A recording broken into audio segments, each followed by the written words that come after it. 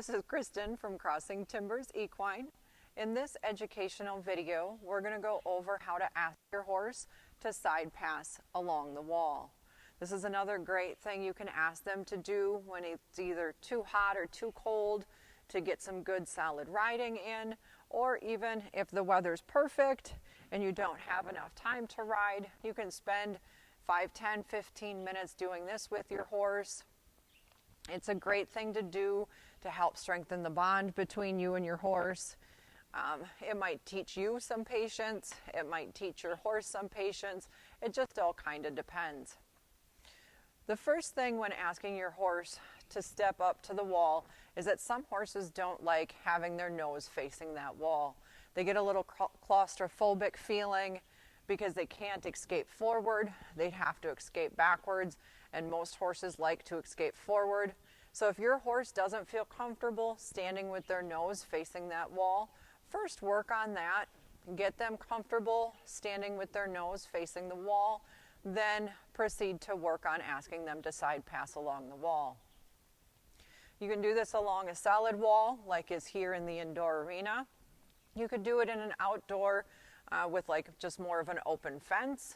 You can do it in the open, either whether it's in the middle of an arena or in your driveway or someplace at home where you don't necessarily have a fence that you can use. I would not recommend doing this against an electric fence, because if the horse moves forward into that fence and gets shocked, you might get injured, your horse might get injured.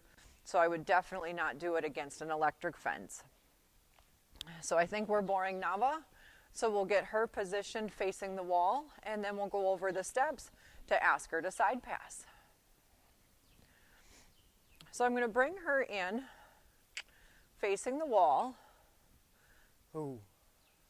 And I just want her to stand. Again, I don't want her to rush, even though she may know that eventually we're going to move down the wall. I don't want her to move down this wall until I actually actively use her, or actively ask her to move and step down the wall. Now you may see here, along with my lead rope, I also do have just a small dressage whip with me.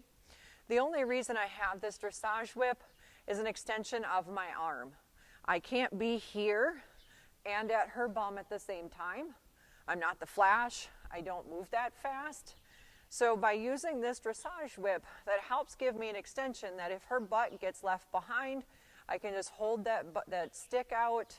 I can maybe give her a little tap if it starts to fall behind to remind her that her butt needs to keep up with her shoulders. I can reach over and come this way if the butt wants to start to swing over to the wall that direction. So all this is an extension of my arm to help guide where I'm going and where I want her to go. The first thing I want to do, now that I've got her standing and facing the wall, is I'm going to move and ask her shoulder to step over. I want her shoulder and her bum ideally to move together at the same time. Sometimes this can take a little bit of that for them to get used to do a true side pass where they're crossing over in the front and crossing over behind. You'll watch as Nava does this. She crosses over pretty decent in the front. Her hind end still has a little bit of work to go before she crosses over nice in the hind as well. I don't want to have a really tight hold on her halter. I want to give her head a little bit of freedom of movement, but I don't want her to have so much movement that she can turn that head and go the opposite direction and start dragging me away from the wall. So I want to give her just a little bit of freedom, but not too much. Then I'm going to ask her to step up and step over. Ooh. Ooh. One step at a time. Now she wants to go the whole way. She's like, if I'm here, I'm going to do this. I want to get it done. I want to get it over with. So I want to make sure that we stay nice and slow. She waits for me to give those cues to step up and ask her to move, and then she stops when I ask her to stop. So again, I'm going to step up, wake her up a little bit, get that shoulder, all I'm doing with my right hand is guiding her nose straight.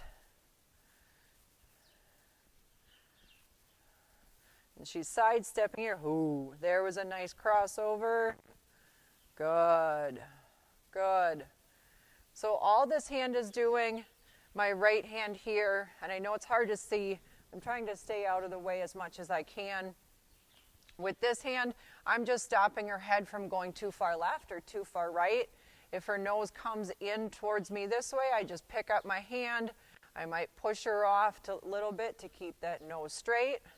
And then I'm guiding the shoulder with my left hand to ask her to step over.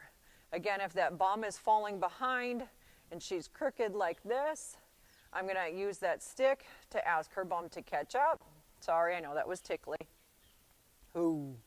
And if that bum gets too far that way, I can come across here. Ooh. And ask her to straighten up through there. So I'm going to pick up, use that shoulder, not let her go backwards, because we don't want her to go backwards. Guide her through. She's got to check herself out in the mirror. And ooh, good girl. Very nice. Nice even steps in between, one step at a time. Once we get to the point that one step at a time, then we can add 2 steps at a time, 3 steps at a time.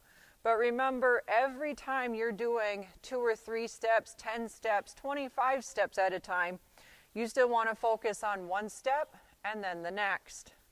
So now that we've got her down to the end in the corner, I just asked her to come around and we're going to side pass back the other direction. All of my cues stay the same. I pick up. Ask her to step over. Ooh. Wait for me. Good girl. Good girl. Pick up. Ask her to step over. 1 step. I want 2. Ooh. Oh, and that butt gave an extra little wiggle.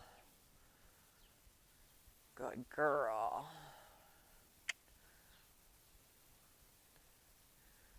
Ooh, better. Better, good girl. 1 more. 1, 2. Ooh. Now when that butt wants to turn, her nose wants to come towards me because she wants to turn and face me. So I keep moving her head to the right to keep her nose straight. And I use that to try and stop her bum from turning any more to the right. Good girl. So I wanted to give her a little extra pause there because she's very comfortable this direction, not back. So I just bring her forward. Ooh, good girl. Now that we're down here at this end, I'm going to bring her back around and in front. Ooh, good girl. Then we're going to take her for a walk, do it 1 more time, and then maybe I might move on to something else. I might come back and do this 10, 15, 20 minutes later. Again, just like with backing, you don't want to just do this for hours and hours and hours on end. You want to do a little bit here, a little bit here, 15 minutes here, 20 minutes there, a half an hour here, depending on what you're doing. Break it up, change it up. The more it keeps them thinking, keeps them engaged, the more you stay engaged, and the more you end up working better together.